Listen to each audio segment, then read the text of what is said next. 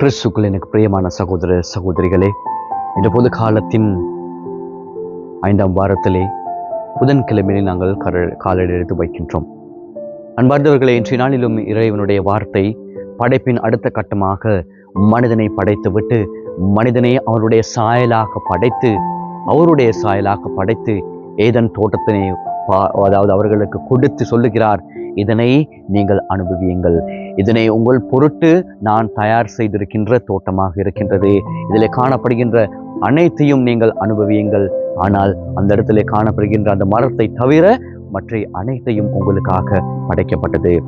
அவருடைய சொல்லுக்கு, அவருடைய அந்த குரலுக்கு செவி மடுக்காமல் தங்களுடைய வாழ்க்கையை தாங்களாக அவர்கள் தேர்ந்தெடுத்து கொண்டு மற்றைய பக்கம், அதாவது இதனுடைய சொல்லுக்கு கீழ்ப்படியாமல் தங்களுடைய வார்த்தை, தங்கள் நினைத்தவற்றை, தங்கள் எண்ணுகின்றவற்றை செய்வதன் காரணமாக இறைவனிடத்திலே இருந்து விலகி செல்வதற்கு அந்த சம்பவத்தை, அந்த அனுபவத்தை அவர்கள் பெற்றுக்கொள்கின்றார்கள். நற்செய்தியை நாங்கள் பார்க்கின்றோம். இயேசு சொல்லுகிறார், வெளியிலிருந்து வருகின்ற சோதனைகள், வெளியிலிருந்து வருகின்ற எந்த ஒரு செயலுக்கும், எந்த ஒரு காரியத்துக்கும் உங்களை வீணடிக்க முடியாது.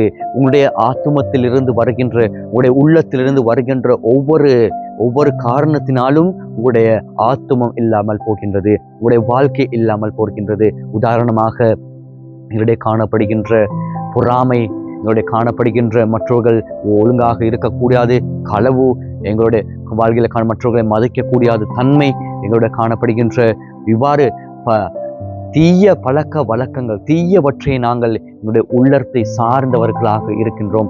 அப்படியானால் அந்த எங்களுடைய உள்ளம் சுத்தமாக இல்லை. அப்படியானால் சுத்தமாக இல்லாத உலகத்தை கடவுள் படைக்கவில்லை.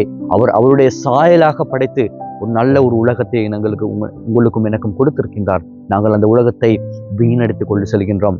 உள்ளார்ந்த உலகத்தை உள்ளிலே நாங்கள் சென்று பார்க்கின்ற பொழுது, அன்பார்ந்தவர்களே, தீய பழக்க வழக்கங்கள், குணங்கள், தீயவற்றையே நாங்கள் எண்ணியவர்களாக இருக்கின்றோம்.